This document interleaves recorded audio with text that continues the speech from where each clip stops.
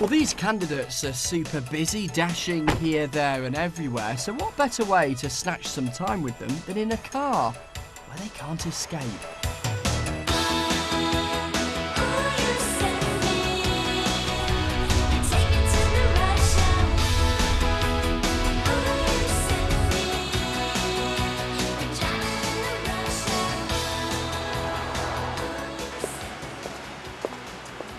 So, who's in the passenger seat today then?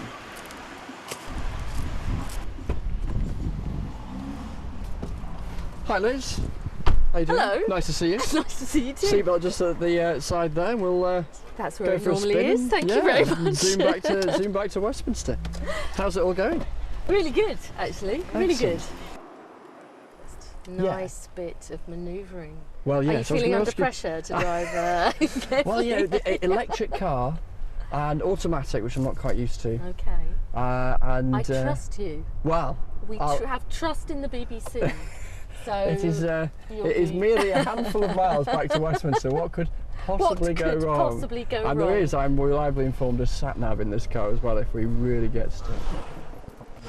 To an outsider looking in who perhaps pays a limited amount of attention to politics, it'd be hard not to conclude that sometimes it seemed quite vicious almost. I think that the debate, the leadership contest, has been far more internally focused than I would have liked it to have been. Right. I would have liked it to have been an opportunity for us to be talking to the public, understanding why we lost and how we need to change to regain people's trust for the future, because this contest should really be about who is the best person to lead Labour as a powerful opposition to the Tories, but most importantly to beat them, kick them out, form a Labour government and change the country for the better. And what does opposition for you amount to?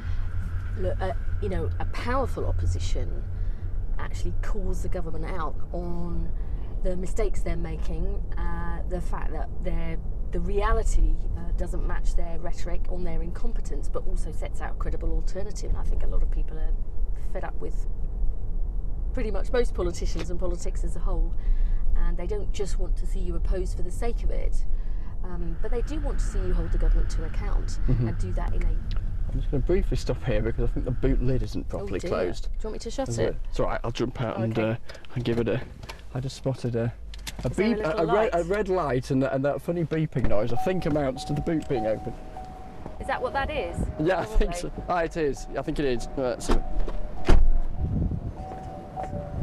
there we are, I'm sorted. Cool. Great modern cars with all these beeps and lights.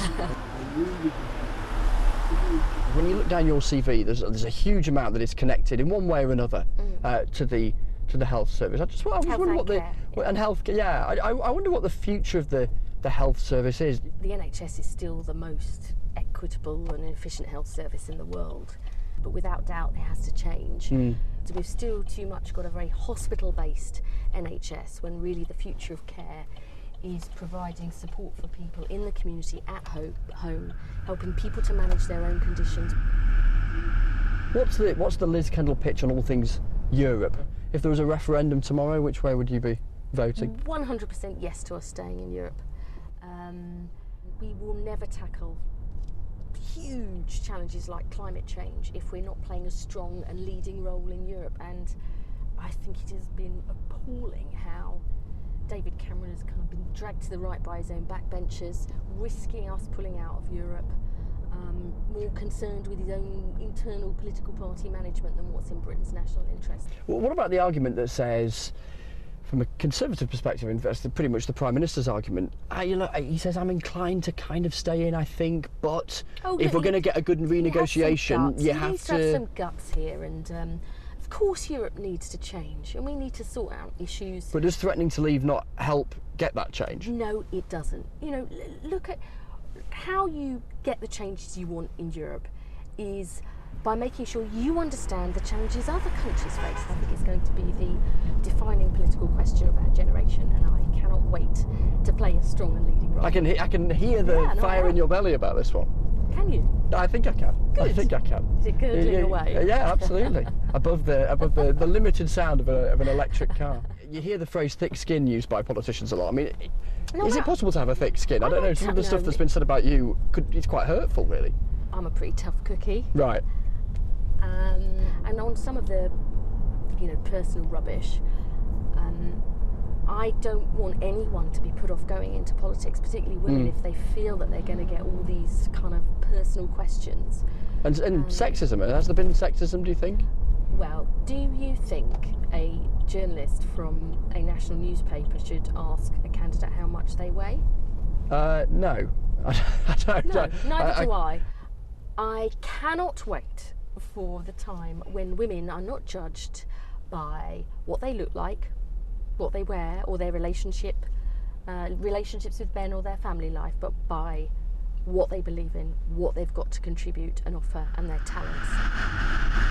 Just coming over Westminster Bridge, and that looks stunning, doesn't Isn't it amazing? Most stunning building in Britain, I think. Oh, it is, without a doubt. Can you believe? I just still sometimes, this is where you come and do your job. You're a relative newcomer to being an MP. I mean, what do you make of it in terms of the balance between traditions and nodding to traditions and what some might say is the sort of ludicrously archaic rules and regulations? I am not a great fan of traditions, I have to say.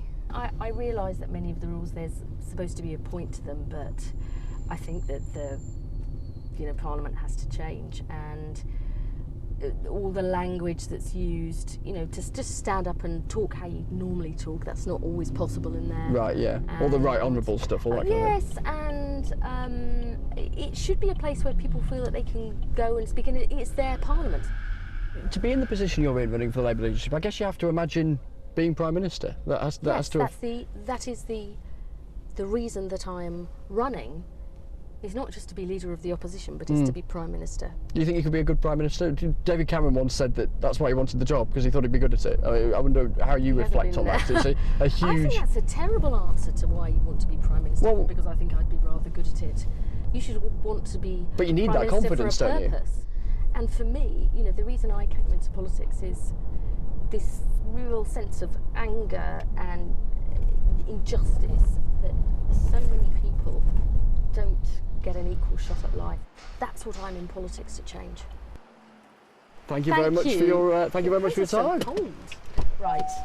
Thanks a lot. See you soon. Cheers. Bye.